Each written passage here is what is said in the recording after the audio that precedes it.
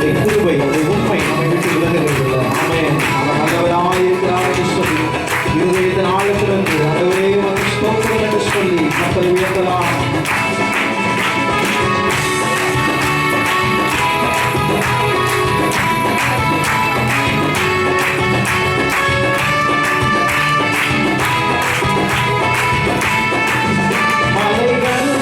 விலகி போனாலும் பருவகங்கள் பெயர்ந்து போனாலும் மலைகள் விலகி போனாலும் பருவகங்கள் பெயர்ந்து போனாலும் அதற்கு அவரிடம் மாறாது என்ற வாழ்விலே அதற்கு அவரிடம் மாறாது என்ற வாழ்விலே விலகி போனாலும் பருவதங்கள் பெயர்ந்து போனாலும் விலகி போனாலும் பருவதங்கள் பெயர்ந்து போனாலும் அவர் கிருபை அவரிடம் மாறாது என்ற வாழ்விலே அவர் கிருபை அவரிடம் மாறாது என்ற வாழ்விலே விலகாத ஆண்டவர் எனக்கு ஒரு கைவிடாத ஸ்நேகிதர் எனக்காக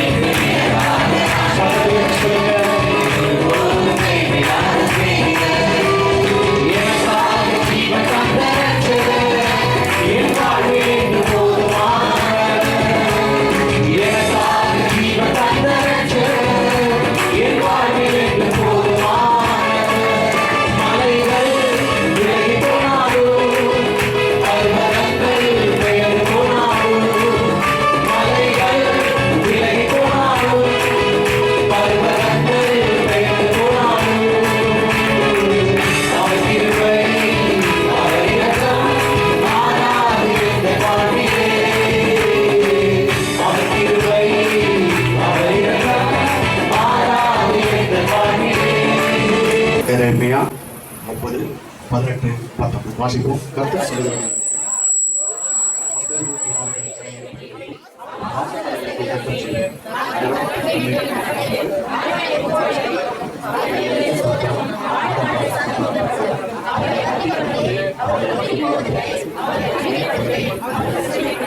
சத்தமாக சொல்லுவோம்.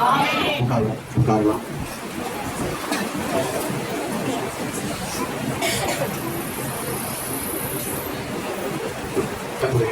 பரிசுத்த நாமத்துக்கு மகிமை உண்டாகட்டும். இந்த வாரத்த வசனத்துல நான் அவர்களை நிலைப்படுத்தி அவர்களை வர்த்திக்க பண்ணி அவர்கள் நடுவில் என் பரிசுத்த ஸ்தலத்தை எந்த ஸ்தாபிப்பேன் வர்த்திக்க பண்ணி. சரியா? வர்த்திக்க பண்ணி என்கிற வார்த்தையை மையமாக வைத்து இன்னைக்கு அந்த வசனத்தோட இன்னொரு பகுதியை நம்ம வாசிப்போம். இன்னைக்கு நம்ம வாசனை அமர்வை வாசிக்கலாம். 18வது வசனம். கர்த்தர் சொல்கிறது என்னவென்றால், இதோ நான் யாக்கோபுடைய கூடாரங்களில் சிறையிருப்பை திருப்பி அவர் வாசத்தலங்களுக்கு இறக்கம் செய்வேன். நகரம் தன் மண்மேட்டங்கள் கட்டப்பட்டு அரண்மனை போல் ஸ்தாபிக்கப்பட்ட வசனத்துல 19வது வசனத்தை படிப்போம். அவைகளிலிருந்து சோதரமும் ஆடல் பாடலும் சத்தமும் புறப்படும். அவர்களை வர்த்திக்க பண்ணுவேன். இந்த வாசகம் அவர்கள் என்ன செய்வேன்? வர்த்திக்க பண்ணுவேன். வர்த்திக்க பண்ணுவேன்னு சொன்னா நமக்கு தெரியும் என்னது? ஒரு பெருக்கு. சரியா? ஆண்டவர் தம்முடைய பிள்ளைகளை ஆண்டவர் பெருக பண்ணுகிறவராக இருக்கிறார். இன்னைக்கு நான் அந்த வர்த்திக்கப்பட்டிருந்த தலைப்புல 3 காரியத்தை உங்களுக்கு நான் சொல்லுகிறேன். மற்ற 8 காரியங்கள் குறிப்புகள் உண்டு. 3 காரியத்தை இன்றைக்கு பார்த்து மற்ற காரியத்தை அடுத்த வாரங்கள் பார்க்க கர்த்தர் நமக்கு உதவி செய்வாராக. கர்த்தருக்கு மகிமை உண்டாகட்டும். 1வது யோபு புத்தகம் 1ஆம் அதிகாரம் 10வது வசனத்துல இப்படியாக வாசிக்கிறோம். யோபு புத்தகம் 1ஆம் அதிகாரம் 10வது வசனத்துல பைபிள் இருந்தா புரட்டி பாருங்க. கையில பைபிள் இருக்கா? பைபிள் வச்சிருக்கீங்களா? ஆமா, பைபிளை வச்சு என்ன செய்யணும்? வசனத்தை சொல்லும் போது முடியலன்னா ஸ்கிரீனை பாருங்க. மற்ற மணி நேரம் பைபிள் என்ன செய்யணும்? வசனத்தை புரட்டி பார்க்கணும். அழகாக சொல்லப்பட்டு வேறு அவனையும் அவன் வீட்டையும் அவனுக்கு உண்டான எல்லாவற்றையும் சுற்றி வேலி அடைக்கவில்லையோ அவன் கைகளின் கிரியையை ஆசீர்வதித்து அவனுடைய சம்பத்து தேசத்தில் பெருகிற்று. எது பெருகிற்று? எது பெருகிற்று? சம்பத்து. சம்பத்துனா என்னது? நீங்க தெரிஞ்சது சொல்லுங்க. ஆஸ்தி, சரிதான், சொத்து, சரிதானே? அது ரைட். எல்லாம் இதுல வரும். ஆஸ்தி, சொத்து, பேர், புகழ், புதையல். அது யாருக்கு தெரியும்? ஆண்டவர் சொல்றாரு, புதையல உனக்கு தருவாரு சொல்லியிருக்காரு. அவன் ஏசாயா 45 வரும். ஆண்டவர் சொல்றாரு, அந்த வார்த்தை சொல்ற யாருக்கு சொல்றாரு தெரியுமா? ஓரிசு ஆண்டவர் வார்த்தை போடலாம் நேராகி அந்த வார்த்தையில வந்து வெண்கல கருவுல என்ன செய்வேன்? உடைப்பேன். இருக்கும் தாழ்பால்களை முறித்து அந்த வாரத்தில் இருக்கிற பொக்கிஷங்களையும் ஒளிப்புறத்தில் இருக்கிற ஆண்டவர் என்ன தராரு? என்ன தராரு? புதையல் தராரு. தருவாரா? தெரியும் நம்புறீங்க? எல்லாத்துக்கும் மேலான புதையல் எது தெரியுமா? வேதம். பக்கத்துல கை கொடுத்து சொல்லுங்க. நிறைய பேர் நினைக்கிறேன் எங்கே நமக்கு போராட்டத்தில் இந்த காலங்களில் சேர்த்து வைக்கிற மாதிரி புதையல் கிடைக்கல. இந்த புதையலை விட பைபிள் தான் நமக்கு பெரிய புதையல். அப்படின்னு சொல்லுங்க. இந்த புதையல் நம்மகிட்ட இருக்கும்போது மற்ற எல்லா புதையலும் ஆண்டவர் தராங்க. பக்கத்துல சொல்லுங்க. எந்த புதையல் நம்மகிட்ட இருக்கும்போது மற்ற எல்லாம் சொல்றீங்களா? இந்த புதையல் நம்மகிட்ட இருக்கும்போது கையை பிடிக்கலாம். வரவரைக்கும் விட்டக்கூடாது. மாத்தி இரண்டு கை அந்த கையில் தருங்க. எந்த புதையல்? எந்த புதையல்? வேற வசனம் இருக்கிற புதையல் நம்மகிட்ட இருக்கிற வரைக்கும் அந்த புதையெல்லாம் கத்து என்ன பண்ணுவாங்க? தேடி தருவான். ஆமா, ஆண்டவர் ஆசீர்வதிப்போம். எல்லா புதையலும் ஆண்டவர் தருவார். கணக்கில் வைத்து கத்திர பண்ணுவாங்க. அதான் உங்களை ஒரு சந்தோஷப்பட்ட இறக்காது. கம்பல் பண்ணி பிடிச்ச அவங்களும் செய்யல. ஒரு இருதயத்திலே சந்தோஷம். நாமே சொல்லுவாங்க. வேற நமக்கு சொல்றது அழகா சொல்றது. அந்த புதையல என்ன பண்ண வேற ஏதாவது வாசல் எடுத்து வச்சிட போல பாருங்க. சரிதானே? அவங்க தாழ்பாடுகளை குறித்து அந்த காலத்தில் இருக்கிற பொக்கிஷங்களையும் ஒளிப்புறத்தில் இருக்கிற புதையல்களையும் என்ன செய்வாங்க? நிறைய ஆண்டவர் உங்களுக்காக எனக்காக ஒழிச்சு வச்சிருக்கிறார். தெரியுமா உங்களுக்கு? கத்துடைய பிள்ளைகளை விசுவாசத்தோடு சொல்றேன். உங்களுக்காக, உங்கள் சந்ததிகளுக்காக, உங்க குடும்பத்துக்காக தேவன் நிறைய புதையல்களை கத்தர் ஒழிச்சு வச்சிருக்காங்க. அப்படின்னு சொல்லுவாங்க. கோரேசுக்கு சொல்ற கோரேசு தானே? ஆமா, கோரேசு ஒரு புறஜாதி ராஜா. இந்த புறஜாதி ராஜாவுக்கு கத்தர் அந்த வாக்குத்தத்தத்தை கொடுத்தாருன்னா நீங்கள் தான் ஆண்டவருடைய பிள்ளைகள், அதுக்கு மேலான ஆசீர்வாதங்களை அப்படின்னு சொல்லுவாங்க. இப்ப இருக்கிற சூழ்நிலைகளை பார்க்கலாம். எனக்கு அருமையான பாடல்கள் எல்லாம் வாக்குத்தத்த வசனங்கள் தான் பாடலாம் வந்துச்சு. அப்படின்னு சொல்லுங்க. நான் என்ன பிரசங்கம் பண்ண போறேன் அவருக்கு சொல்லல. அவரு தான் என்ன பாட போறான்னு எனக்கும் தெரியாது. சில நேரங்கள்ல கத்தர் செய்யக்கூடிய காரியம். ஆகவே வாசகது போல வர்த்திக்க பண்ணுவேன்னு சொல்லி கத்தர் சொன்னாரு. அப்படின்னு சொன்னா ஆண்டவர் நமக்கு எதெல்லாம் தராரு? சொத்தை தராரு. தருவாரா? ஆபிரகாமுக்கு ஓரடி இடம் கூட இல்லை. வசனம் சொல்லுது. இதை இவன் சொல்லுவான், சேவான் சொல்லுவான். ஓரடி நிலமாயிலும் ஆபிரகாமுக்கு இல்லாத போது கர்த்தர் அவன் அழைச்சி அவரை பார்த்து சொன்னாரு, நீ கிழக்க பாரு, வடக்க பாரு, மேற்க பாரு, தெற்க பாரு. எனக்கு எதாவது திசை தெரியாது. நான் சும்மா ஒரு கற்பனைக்காக சொல்றேன். வாசல் தான் கிழக்க அப்படின்னு நினைச்சாரு. சரியா? ஆகவே இதெல்லாம் பார்த்துட்டு சொன்னாரு, இதெல்லாம் நான் அவனுக்கு என்ன செய்வேன்? தருவேன். அதெல்லாம் நம்புவதற்கு ஒன்றும் இல்லை என்றாலும்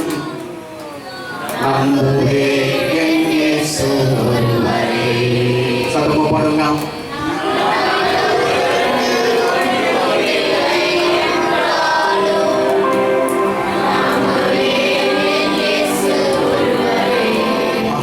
நம்புவதற்கு ஒன்றும் இல்லை என்றாலும்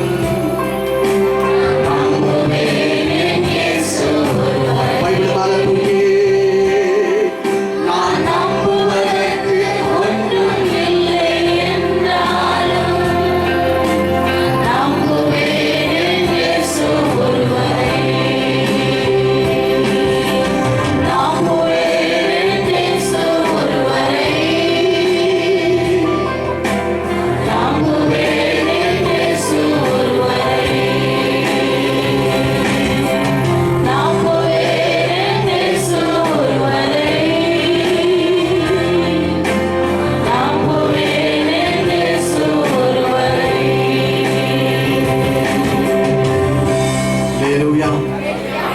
நம்புவதற்கு சூழ்நிலையே சாதகமா இல்லைனாலும் நீங்க என்ன செய்யணும்? இயேசுவை நம்பணும். இன்னைக்கு தினத்துல வசனத்தை கேட்கிற சபை மக்களே, ஆண்டவரையும் வார்த்தையும் முற்றிலுமா நம்புங்க. ஒருவேளை ஒரு வேலை எடுக்கிறீங்க, சாதகமா இல்ல. ஒரு தொழில் செய்றீங்க, சாதகமா இல்ல. ஒரு விவசாயம் பாக்குறீங்க, சாதகமா இல்ல. ஒரு தேவையை பாக்குறீங்க, சாதகமா இல்ல. ஒரு பொருளாதார நிலைமை எதிர்பார்க்கிறீங்க, சாதகமா இல்ல. ஆண்டவர் சொல்றாரு, நம்புவதற்கு அதுல சாத்தியம் இல்லாவிட்டாலும் ஆண்டவரையும் அவருடைய வார்த்தையை நம்புவோம். ஆண்டவர் நமக்கு எல்லாவற்றையும் நன்மையாக இங்க வேலை நமக்கு கற்றுக்கிறபடி யோபு பார்த்து சாத்தானா சொல்றாரு, நீ என்ன பண்ணி வைக்கிற? அந்த சம்பத்தை ஆசீர்வதித்து இருக்கு. தேசத்துல யோபுடைய சம்பத்து வர்த்திக்க பண்ணிச்சாங்க. யோபுடைய சம்பத்து தேசத்துல என்ன ஆயிடுச்சு? பெருகிற்று. அப்ப முதலாவது கர்த்தர் சொல்றாரு, எதுல நமக்கு வர்த்தனை உண்டாக்குறாரு? நம்முடைய சொத்துல ஆண்டவர் என்ன பண்ணாராம்? ஒரு பெருக்கத்தை உண்டாக்குறாரு. ராமே சொல்லுங்க இல்லையா? ஆண்டவர் சொல்றாரு, புதையல உனக்கு தாருங்க. இன்னொரு மொழிபெயர்ப்புல திறமையும் இருக்கு. என்னது? திறமை எங்க முடியாது? அங்க சமுத்திரம் வந்தீங்கன்னா ஈஸியா போயிடும். திறமையான அந்த புதையல் தான் இல்லையா? திடீர்னு ஒரு புதையல கண்டெடுத்தா எப்படி இருப்பாங்க? இதே போல கர்த்தர் சொல்றாரு, நான் உங்களுக்கு வர வேண்டிய ஆசீர்வாதங்களை சம்பத்தை என்ன செய்வேன்? நான் பெரிய செய்கிற ஆண்டவன். சொல்லலாம். தேவ மனிதனாகிய சாலமோனுக்கு கர்த்தர் அந்த வார்த்தையை கொடுத்திருந்தார். இந்த வசனத்தை வாசிக்கலாமே. 2 நாளாகவும் 1 அதிகாரம் 12வது வசனம். 2 நாளாகவும் 1:12. ஞானமும் விவேகமும் தந்திருக்கிறதும் அல்லாமல் உனக்கு முன்னிருந்த ராஜாக்களுக்காகிலும் உனக்கு பின் இருக்க ராஜாக்களுக்காகிலும் நல்லா கவனிக்கணும். இந்த வார்த்தை தான் சம்பத் அப்படின்னா இல்லாத ஐஸ்வர்யத்தையும் சம்பத்தையும் கனத்தையும் உனக்கு தருவேன். வேதத்தில் சொல்லப்பட்ட வாக்குத்தத்தங்கள் சாலமோனுக்கு மட்டுமல்ல, யாரெல்லாம் அந்த வசனங்களை விசுவாசிக்கிறாங்களோ அவங்களுக்கு எல்லாம் அது போகும்.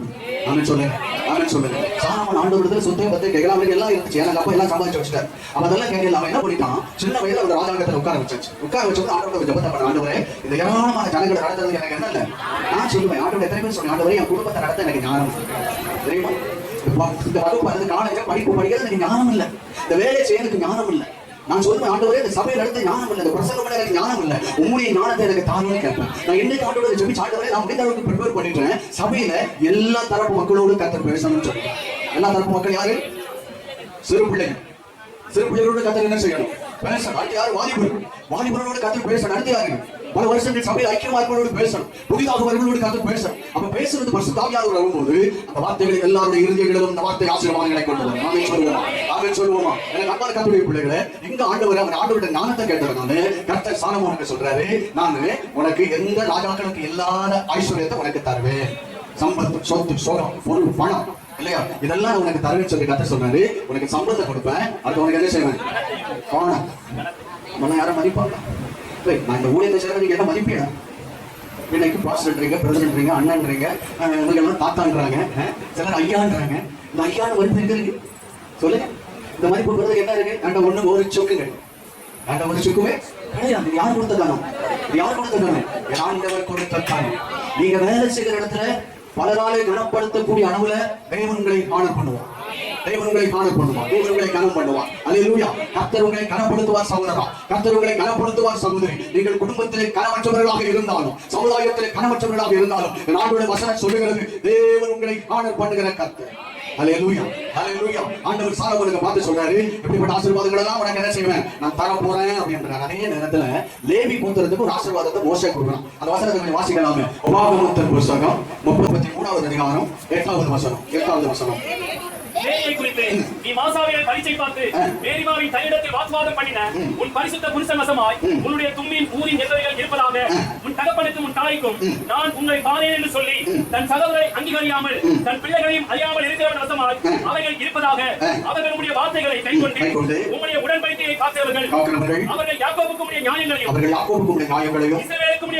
இஸ்ரவேலுக்கு உடைய பிரமாணங்களையும் போதித்து உமது சன்னிதானத்திலே தூபவர்க்கத்தையும் உமது பலிபீடத்திலே பலிபீடத்தின் மேல் சர்வாங்க தகன பலிகளையும் இடுவார்கள். முக்கியமான வார்த்தை, கர்த்தாவே அவன் சம்பத்தை ஆசீர்வதித்து அவன் கைக்கிரியைகளின் மேல பிரியமாயிரும். ஏன் ஆண்டவர் லேவிக்கு இந்த வார்த்தையை கொடுத்தார் தெரியுமா?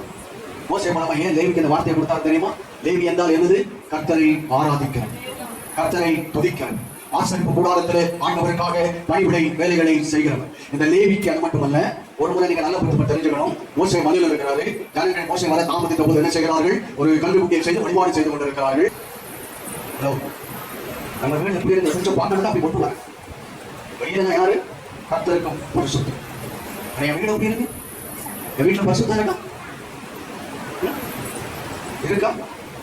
கொஞ்சம் பார்க்கணும் தானே, அப்படி கொண்டு வர. தூங்கிறாருங்க சபையே, கத்தோட பிள்ளைகளை தூக்கிறாங்க. சிலர் இந்த மாதிரி வார்த்தை சொல்லும்போது தான் தூக்கம் வருதான். அங்க சாத்தா சொல்ல வரங்கெல்லாம் நீ தூங்கிறேன். அழகா அவனோட வசனம் சொல்லுது. இந்த லேவி இவன் என்ன பண்ண, லேவியோட இந்த 2 பேரும் சேர்ந்து என்ன செய்யறாங்க? மோசே வந்து கேட்கிறான், கர்த்தர் பக்கம் நிற்கிறது யார் கேட்கிறான். ஜனங்கள் முழுவதும் என்ன பண்ணி இருக்கிறாங்க? ஆட்டம் பாட்டம் கொண்டாட்டம். வேற வசனம் சொல்லுது, துணி இல்லாமலே ஆடிடுவாங்க.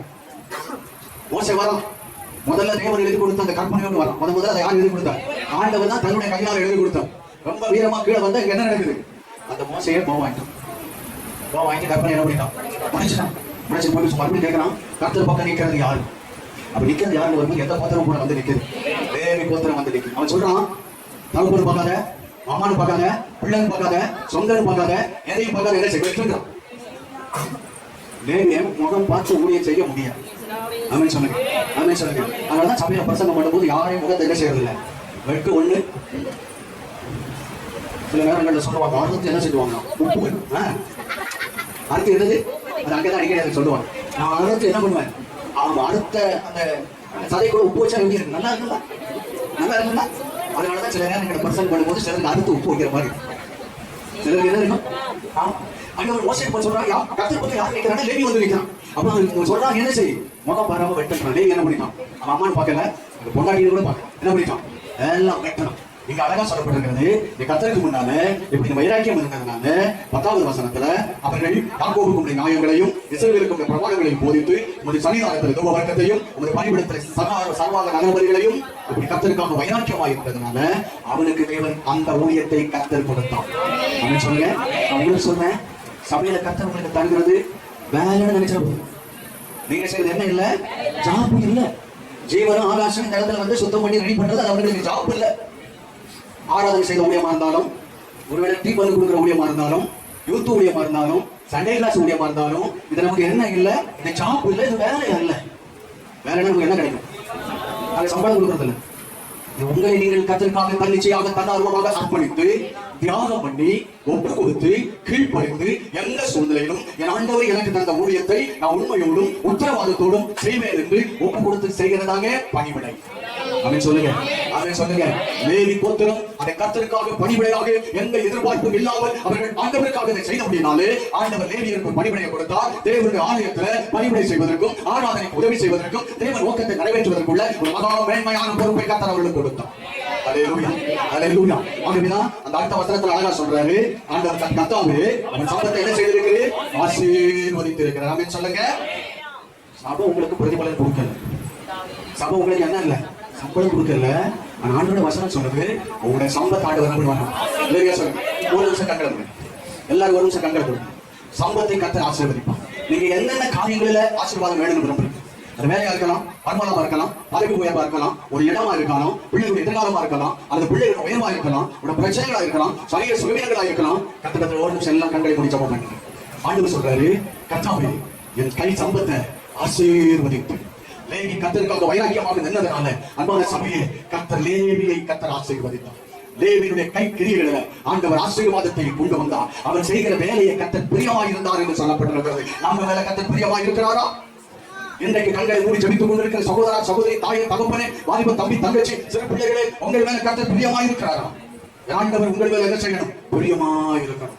லேவி கோத்திரத்தை கொடுத்து மோசே சொல்லுகிறான், கர்த்தாவே அவன் சம்பத்தை ஆசீர்வதித்து இன்றைக்கு நீங்கள் நான் ஆண்டவருடைய பிள்ளைகளாக இருக்கிறதுனால நீங்கள் சொல்லணும், எந்த சம்பத்தை எதிர்பார்த்துக் கொண்டிருக்கிறோமோ ஆண்டவரே அதை ஆசீர்வதியும், அதை ஆசீர்வதியும். நீங்கள் விரும்புகிறபடி உங்களுக்கு ஆக கடவுள் என்ன என்பது எனக்கு தெரியாது. ஆனால் ஆண்டவருடைய வசனம் சொல்லுகிறது, நீ விரும்புகிற நன்மையை, விரும்புகிற ஆசீர்வாதத்தை, விரும்புகிற சம்பத்தை ஆண்டவர் கொடுப்பதற்கு என்றைக்கு அவர் வல்லமுள்ள ஆண்டவராக இருக்கிறார். அல்லேலூயா. கை கிரியல கர்த்தர் பிரியமா இருக்கிறார். கர்த்தர் பிரியமா இருக்கிறாரு. அவர் பிரியமா இருந்தா எல்லா நன்மைகளும் உங்களை தேடி வரும், எல்லா ஆசீர்வாதங்களும் உங்களை தேடி வரும். பிதாவே கண்களை மூடி ஜெபித்துக் கொண்டிருக்கிற அந்த வேளையில ரோம் பற்றி சொல்லப்பட்டிருக்கிறது, சம்பத்து தேசத்தினை பெருகிற்று, சம்பத்து தேசத்தினை பெருகிற்று. இன்றைக்கு இந்த வசனத்தை கேட்டுக் கொண்டிருக்கிற அந்த பிள்ளைகள் எந்தெந்த காரியங்களுக்கெல்லாம் ஒரு பெருக்கம் ஆண்டவரே உண்டாக வேண்டும் அல்லது வர்த்திக்கப்பட வேண்டும் என்று எதிர்பார்த்துக் கொண்டிருக்கிறார்களோ இயேசு கிறிஸ்துவின் நாமத்திலே கர்த்தருடைய ஊழியக்காரனாக நிகழ்ச்சி வைக்கிறோம். எல்லாவற்றிலும் ஒரு வர்த்தனை உண்டாகட்டும், ஒரு பெருக்கம் உண்டாகட்டும். ஆண்டவரே ஒரு நிறைவான ஆசீர்வாதத்தை கொடுக்க நிகழ்ச்சி வைக்கிறோம். இயேசுவின் நாமத்தில் வேண்டுகிறோம் நல்ல பிதா. அவன் கைகளை தட்டி கர்த்தரை மகிமைப்படுத்துகிறார். அதுக்கு குறிப்பிட்ட நேரம் போகலாம். இரண்டாவது ஏசாயாவின் புஸ்தகம் 40வது அதிகாரம் 29வது வசனம். ஏசாயா 40வது அதிகாரம் 29வது வசனம். சோர்ந்து போகிறவனுக்கு அவர் பலன் கொடுத்து சத்துவம் இல்லாதவனுக்கு சத்துவத்தை பெருக பண்ணுகிறார். இரண்டாவது குறிப்பு எதை பெருக பண்ணுகிறார்? சத்துவம் என்னது? சரிதான், சத்துவம் என்னது? பலன். ஆண்டவர் என்ன பண்ணுவாராம்? பலனை கற்றுக் கொடுக்க பண்றாராம், அந்த பெருக பண்றார். காலையில் யோசுவா விட்டு வந்ததை நிற்கும் போது சொல்றான், மலை நாட்டு எனக்கு தான் இல்லையா? எங்கன்னா நமக்கெல்லாம் 40 ஆயிடுச்சுன்னா படிக்கட்டு ஏற முடியும். சரியா? சிலதெல்லாம் ரொம்ப கஷ்டப்பட்டு தான் மேலே வாங்கி எதை செய்றீங்க. நான் உங்களுக்கு சொல்றேன், அன்னைக்கு காலையில் இந்த பலனை கர்த்தர் உங்களுக்கு தரும். நம்புறீங்களா? நம்புறீங்களா? முதலே பாடிட்டோம், நம்புவதற்கு ஒன்றுமில்லை என்றாலும். அதை நீங்க மறந்துடும். மேல படிக்கட்டு ஏறி வந்து என் முட்டி கங்கடிக்கும். இதுதானே முட்டி என்ன செய்ய முடியல, வேற ஏற முடியல.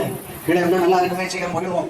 கீழே இருந்தா நல்லா இருக்குமே. ஆனா ஆண்டோட வார்த்தை நமக்கு சொல்லிக் கொடுக்குறது. பாடல் பாடிட்டோம், நல்லா முதலே பாடலை கொண்டு வந்துட்டேன். நம்புவதற்கு ஏறி வந்ததுக்கு சாத்தியமே இல்லை. அதுக்கு நம்புவதற்கு ஏதுமில்லை இருந்தாலும் நான் நம்பி ஏறி வந்தேன். நான் சொன்னேன், நான் நம்பி என்ன செய்வேன்? ஏறி வந்தேன். காரணம் என் ஆண்டவர் எனக்கு என்ன செய்கிறது? எனக்கு பலனை கத்துகிறார். பெருகம் பண்ணுகிறவர் சத்துவத்தை பெருகம் பண்ணுகிறார். வேதம் சொல்லுது சத்துவம் உள்ளவனுக்கு கொடுப்பேன்னு சொல்லல. சத்துவம் உள்ளவனுக்கு கொடுப்பேன்னு சொல்லல. சத்துவம் இல்லாதவனுக்கு, பலன் இல்லாதவனுக்கு தேவன் பலன் கொடுக்கிறான் சொன்னோம். தான் சொன்னா, எனக்கு இந்த மலை நாட்டை எனக்கு தாரும், நான் அதை என்ன பண்ணுவேன், நான் அதை செழிப்பாக்கி எனக்கு சொந்தமா எடுத்துக்கொள்வேன் அப்படின்னு சொல்றது எப்படி நடக்கும்னு சொல்லும்போது, அன்னைக்கு தேசத்தை வேவு பார்க்க அனுப்பும்போது எனக்கு வயசு எத்தனை? 40 வயசு. ஆனா இன்னைக்கு எனக்கு எத்தனை வயசு? 80 வயசா இருந்த போதும் 40 வயதுல இருக்கிற பலன் எனக்கு என்ன இல்ல, மன்னிக்கணும். 80 வயசான போதும் அன்னைக்கு 40 வயசுல எனக்கு என்ன பலன் இருந்துச்சோ இன்னைக்கு அந்த பலன் எனக்கு இருக்கு. ஆமென் சொல்லுங்க, ஆமென் சொல்லுங்க. ஒருவேளை சரீர பிரகாரமாக எனக்கு பலனே இல்லை, எனக்கு சத்துவமே இல்லைன்னாலும் நீங்க கர்த்தர் மேல உங்களை நம்பிக்கை வச்சு ஆண்டவரை பத்தி சொல்லுங்க. உங்களை அறியாமலே உங்கள் பலன் உங்களை நடத்தி கொண்டு எத்தனை பேர் நம்புறீங்க? எத்தனை பேர் நம்புறீங்க? எத்தனை பேர் நம்புறீங்க? உங்களை அறியாமலே ஒரு தேவ பலன், தெய்வ பிள்ளையே உங்களை நடத்தி கொண்டு சென்று கொண்டு இருக்கும். ஆமென். ஹல்லேலூயா, ஹல்லேலூயா. அழகான வசனம் சொல்லுது, சோர்ந்து போகிறவனுக்கு பலன் கொடுத்து சத்துவம் இல்லாதவனுக்கு அவர் என்ன பண்றாரா? சத்துவத்தை ஆண்டவர் என்ன பண்றாரா? யார் சத்துவம் கொடுக்கிறார் தெரியுமா? யார் சத்துவம் கொடுக்கிறது? வாசித்து பாருங்கள். 67வது சங்கீதம் 35வது வசனம். சங்கீதம் 68:35. தேவனே உம்முடைய பரிசுத்த ஸ்தலங்களிலிருந்து பயங்கரமாய் விளங்குகிறீர். இஸ்ரவேலின் தேவன் நம்முடைய ஜனங்களுக்கு பலனையும் சத்துவத்தையும் அருளுகிறவர். ஆமென் சொல்லுங்க. யார் பலன் கொடுக்கிறது? இந்த வளப்பாடுகளில் நிறைய அது என்ன சொல்லுவோம்? ஆமா, நிறைய பலனுக்காக என்ன சொல்லுவோம் இல்லையா? எனர்ஜி. நிறைய எனர்ஜிக்கு நிறைய வளப்பாடு பாத்தீங்கன்னா நிறைய காட்டுவான். இதனை சாப்பிட்டியானா இப்படி வருவான். நிறைய வளப்பாடு. இன்னைக்கு நிறைய பவுடர் வந்துச்சு. இருக்கு நல்ல சத்தான வாங்கி சாப்பிட்டோம். நிறைய சத்தான பொருள் எல்லாம் வந்துச்சு. ஆண்டவர் உங்களுக்கு எனக்கு கொடுக்குற ஒரு வாக்கு தெரியுமா? நம்முடைய ஜனங்களுக்கு யார் பலன் கொடுக்கிறது? யார் பலன் கொடுக்கிறது? ஆண்டவர் பலன் கொடுப்பார். ஆமென் சொல்லுங்க. ஆண்டவர் பலன் கொடுப்பார். அடுத்து யாரும் சத்துவத்தை கொடுக்கிறது? சொல்லுங்க. நல்ல ஸ்ட்ரென்த். அதை வந்து எனக்கு ஸ்ட்ரென்த் சொல்லாதீங்க. ஆண்டவர் சொல்றாரு, நீ செய்யற காரியங்களை நீ சரியா செய்யும் போது உனக்கு வேண்டிய பலனை யாரு கொடுப்பா? உனக்கு வேண்டிய பலனை யாரு கொடுப்பா? ஆண்டவர் கொடுப்பார். எக்ஸசைஸ் நல்லது, சரியா? எக்ஸசைஸ் பண்றது என்னது? உடலுக்கு நல்லது, உடலுக்கு நல்லது. வாய்ப்பு இருந்தா பண்ணுங்க, வாய்ப்பு இருந்தா ஓடுங்க, வீட்டிலே ஓடுங்க, மாடியிலே ஓடுங்க, நடைங்க. அது என்னது? உடம்புக்கு நல்லது. அது எல்லாத்துக்கும் மேல நம்ம கத்துடைய வசனம் நமக்கு சொல்லுகிறது, ஆண்டவர் நம்முடைய ஜனங்களுக்கு என்ன கொடுக்கிறாரா? என்ன கொடுக்கிறாரா? பலனையும் சத்துவத்தையும் நம்ம ஆண்டவர் கொடுக்கிறார். நிறைய சொல்லுங்க. ஒரு காரியத்தை சொல்லி நான் முடிச்சிடறேன். 3வது ஒரு காரியத்தை சொல்லி முடிக்கிறேன். நீங்க வாசிங்க. அப்போஸ்தலர் 9வது அதிகாரம் 31வது வசனம். அப்பொழுது யூதேயா, கலிலேயா, சமாரியா நாடுகளிலும் சபைகள் சமாதானம் பெற்று பக்தி விருத்தி அடைந்து. இங்க என்ன பக்தி விருத்தி? சபைகள் சமாதானம் பெற்று என்ன இருக்கணுமா? கவனிக்கிறீங்களா? அழகா சொல்றாரு, சபைகள் என்ன செய்யணுமா? சமாதானம் பெற்று. 2வது என்ன செய்யணுமா? இதுதான் மிக முக்கியமான காரியம். பக்தி விருத்தி. உண்மை உள்ள மனிதன், நல்ல வார்த்தையை சொல்லுங்கணும்.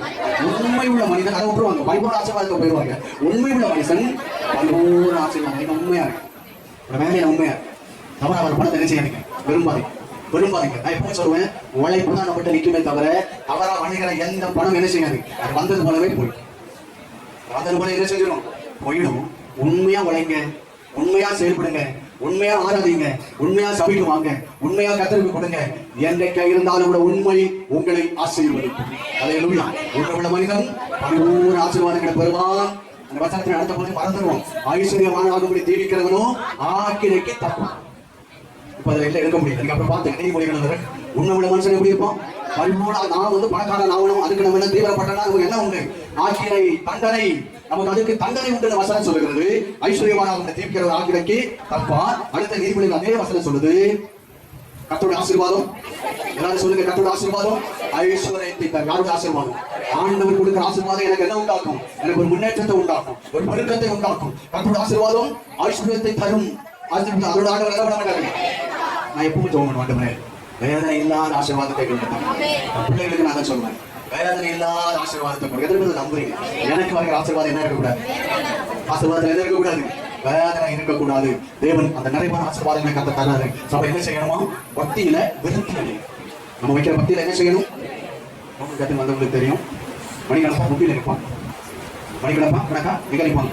இப்ப நிக்க முடியல, இடுப்பெல்லாம் தளரும். இன்னைக்கு வயதான அம்மாலாம் இருக்கிறாங்க. ஜபம் சொல்லும்போது என்ன செய்வாங்க? ரெண்டு முழங்கால் நிற்பான், தெரியுமா? இன்னைக்கு அந்த பக்தியெல்லாம் என்ன இல்லை. கர்த்தருடைய பிள்ளைகள் சபையில் இருக்கிறவங்களுக்கு பக்தியெல்லாம் என்ன ஆச்சாம்? தேஞ்சு போச்சு. ஆனா ஆண்டோட வசனம் சொல்லுது, சபை விசுவாசிகள் பக்தியில என்ன செய்யணுமா? விருத்தி அடையணும். பக்தியில என்ன செய்யணும்? ஒரு பெருக்கத்தை காமிக்கணும். நம்ம பக்தியில பெருக்கம் இருக்கா? ஆயுதம் மேல வைக்கிற பக்தி, வசனத்தின் மேல வைக்கிற பக்தி, ஆலயத்தின் மேல வைக்கிற பக்தி, ஊழியத்தின் மேல வைக்கிற பக்தி, நமக்கு தேவன் தருகிற பொறுப்புகள் மேல இருக்கிற பக்தி, இதெல்லாம் நமக்கு என்ன வேணுமா? ஒரு பெருக்கத்தை ஆண்டவர்கிட்ட கேட்க. நிறைய சொல்லுங்க. நான் சில வசனங்களை உங்களுக்கு நான் சொல்லுகிறேன், நீங்கள் கவனிங்கள். எனக்கு அன்பான கர்த்தருடைய பிள்ளைகள், ரோமர் கடிதம் இருக்கும் 14வது அதிகாரம் அதனுடைய 19வது வசனத்தை வாசிக்கலாம். ஆனபடியால் சமாதானத்துக்கு அடுத்தவைகளையும் அந்நிய பக்தி விருத்தி உண்டாக்கத்தக்கவைகளை என்ன செய்யணுமா? எனக்கு ஒரு விருப்பம். என்ன விருப்பம்? நான் பக்தி விருத்தியில வளரணும். அதே மாதிரி அந்த விருப்பம். அழகா ரோமர் சபைக்கு பவுல் எழுதினாரு, என்ன செய்யணும்? சமாதானத்துக்கு அடுத்தவைகளை என்ன செய்யணும்? நாடம் பகை விரோதங்களை எழுப்பும், அன்போர் சகல பாவங்களையும் மூடும். பகை என்ன செய்யுமா? இன்னும் விரோதங்களை உண்டாக்கிட்டே இருக்கணும். சபையில் இருக்க கர்த்தருடைய பிள்ளைகளுக்கு என்ன வரக்கூடாது? பகை வரக்கூடாது. தெரியுமா? பகை வரக்கூடாது. பாஸ்டர் நீங்க என்னதான் பிரசங்கம் பண்ணாலும் முடியலையே, அதுக்கு நான் என்ன செய்யறது? நீங்க தான் அவருக்கு சொல்லணும், ஆண்டவரே என்னால முடியலன்னா அவர் எங்க வெட்டணுமோ வெட்டும். எங்க வெட்டணுமோ? ஏன்னா அவர் தான் உங்களை வெட்ட முடியும். நான் வெட்ட முடியுமா? சொல்லுங்க. வேதம் சொல்லுது, நீ என்ன செய்? சமாதானத்துக்கான நாள் சபையில என்ன பொறுப்பா இருந்தாலும் இருக்கான். இவன் கீழே வாசிக்கிற தலைகளை வந்து ஒர்ஷிப் நடத்தினாலும் இவனை சமாதானத்துக்குள்ள காண்ட ஒர்ஷிப் எல்லாம் வேணும். சொல்ல முடியும், புரியும் இல்லையா? வேதம் சொல்லுது சமாதானத்துக்கான வேலையும் அடுத்து அந்நியோன்னிய. நமக்கு ஒரு பேர் உண்டு, நம்ம எல்லாம் அந்நியோன்னியம். தெரியுமா? 7 உபதேசங்கள் இருக்கு. அப்போஸ்தலர் உபதேசங்கள் 7. ஒன்று மறந்துருப்பது அப்படி சொல்லுங்க. ஞானஸ்நானம், பரிசுத்தாவியின் அபிஷேகம், வேறுபுரிந்த வாழ்க்கை, அப்போ இருக்குது அந்நியோன்னியம் இருக்காதுல. 2வது அதிகாரத்தில் இருக்க படிச்சு பார்க்க படுக்க வேண்டாம். அப்போஸ்தலர் 2வது அதிகாரத்தில் என்ன வருது? அந்நியோன்னியம். சபை மக்களுக்கு தேவன் கொடுத்திருக்கிற உபதேசங்களில் ஒன்று என்னது? ஐக்கியம். அந்நியோன்னியம் என்னது? ஐக்கியம் பாராட்டுறது. ஐக்கியமா இருக்கிறமா? வசனம் சொல்லுது, நீ ஐக்கியமா இருக்கிறதுக்கு நான் இல்லைங்க, உங்களுக்குள்ள எனக்குள்ள என்ன வரணும்? அந்த அந்நியோன்னிய ஐக்கியம் வரணும். வேதம் சொல்லுது அந்நியோன்னியத்தை நம்ம என்ன செய்யணும்? நாடம். நம்மளோட விரும்பும் என்ன செய்யணும்? வேதம் சொல்லுது நீ விரும்பினா உனக்கு வரும். நீ விட்டுட்டியா என்ன செய்யணும்? அது போயிடும்.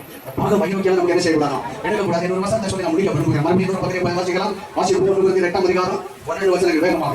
8ஆம் அதிகாரம் 12 வசனங்கள். இதெல்லாம் புதிய பாட்டு சபையில் எழுதப்பட்டிருக்கிற வார்த்தைகள்.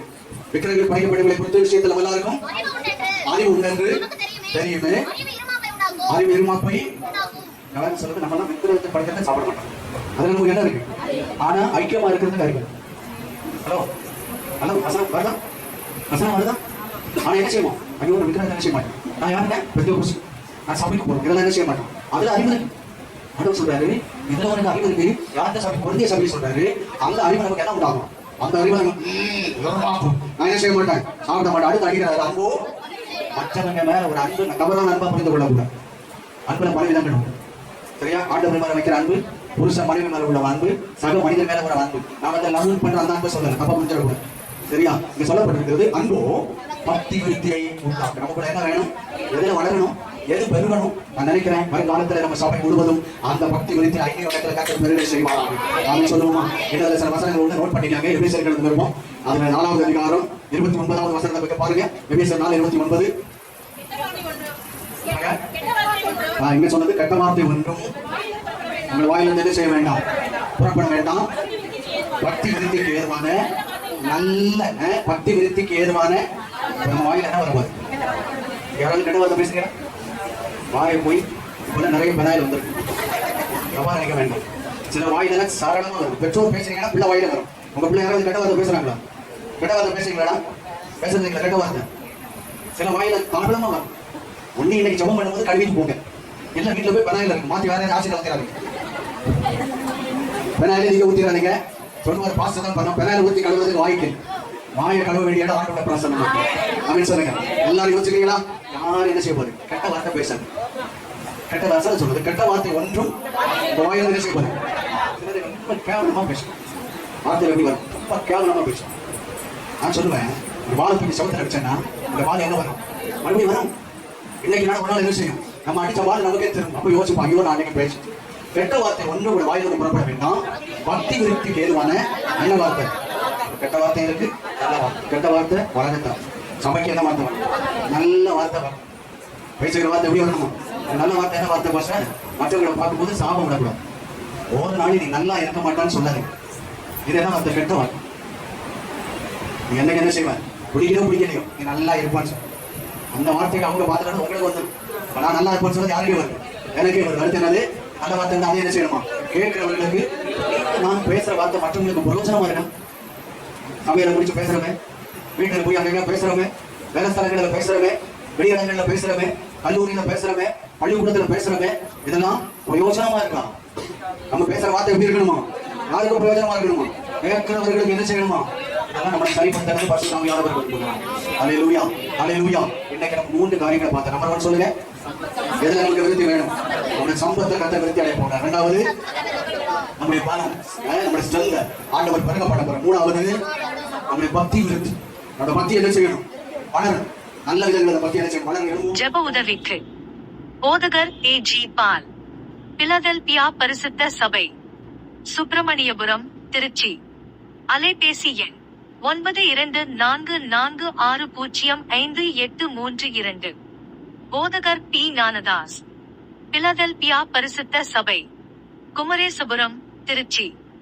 அலைபேசி எண் 9345104097. ஆண்டவராகிய இயேசு கிறிஸ்து தாமே உங்களை ஆசீர்வதிப்பாராக. நமது சேனலை சப்ஸ்கிரைப் செய்ய மறக்காதீங்க.